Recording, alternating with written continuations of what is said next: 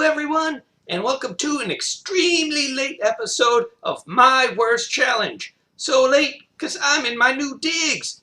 It's hard to tell right now, but this room is actually smaller, and there might be an echoey effect, so you'll just have to deal with that. So I did stick to my challenge rules though, and I saw Terminator Genisys on opening day.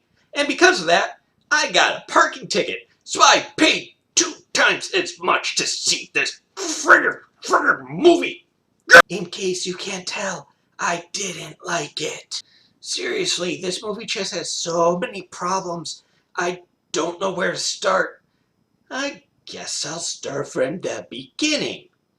So, the movie opens up on a actually pretty cool battle scene. It's really the only cool part of the whole movie. Just big future battle where we see the human resistance fighting Skynet. Along with expositional monologuing. That explains the plot of all the movies, as if nobody has ever seen any of them. Still, it all looked pretty cool, and it was trucking along fine.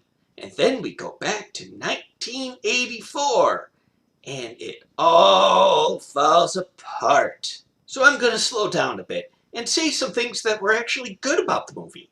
Arnold was used perfectly. He just sort of talked blandly, used expository dialogue, and kicked a lot of butt. That's it. They just minimalized his part. It was actually the most intelligent thing about the whole movie. Emilia Clarke. Her acting was fine, but she's so distractingly small. I mean, you put her next to Linda Hamilton, and she could probably just crush Emilia Clarke. And of course, Academy Award winner J.K. Simmons makes an appearance, and he's great. And he's the only one. One of the biggest problems about this movie, aside from the complete lack of chemistry between the two lead actors, is that it tries to be smart. Now, the first Terminator movie was pretty much a straight-up sci-fi horror movie, much like Alien was. And then the second is simply one of the greatest action movies of all time. But in this one, they try to push a fight between fate and free will. And it just doesn't belong here. Especially because on top of that, they try to use both linear time travel and alternate timelines, which, if you think about it for more than a second, do not work together. You can't have both, but this movie presumes that you can't have both, but you can't have both. In fact, pretty much everything in this movie causes you to stop and go, what? Which leads me to spoilers, so shut this off if you don't want any. But it really doesn't matter, because this movie's awful. So the question a lot of people had was, why is this movie called Genisys? And then why is it spelled so stupidly? Anyways, we discover that Genisys is actually Skynet. So it's like hiding from time-traveling resistance fighters, but the time-traveling resistance fighters know exactly what Genisys is. There's a whole scene where a kid says, Skynet is Genisys, or the other way around, because I don't care. Where that could be a plot point, we as the audience know exactly what's going on.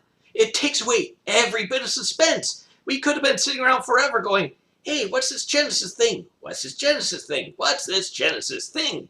We know it ties into everything, but we don't know what's up. We know immediately that it is Skynet in hiding. Pointless. And another thing, the greatest plot twist of the movie is ruined by the trailers. Yes, John is a Terminator. He's been infected by a techno-organic virus that has turned him into a Terminator. So, why? If Skynet has created a techno-organic virus that can turn humans into Terminators, how did it lose the war? I'm all for shut off your brain stupid action movies. In fact, I was really hoping that's what this would turn out to be, but it just tries so hard to be smart. It makes it impossible to keep your brain off because it makes it impossible to not think about how stupid everything is. You know, I started this whole thing as a joke, thinking, hey, it'd be kind of funny if by the end of this, I'm all just angry at everything. Ironically, it's actually happening. I'm going mad. I'm getting angry at good movies when they do stupid things. But I must soldier on, because I am beholden to only me.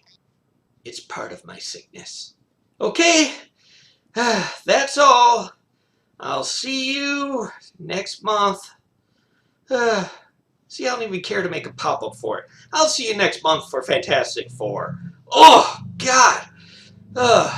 Okay, I apologize for nothing.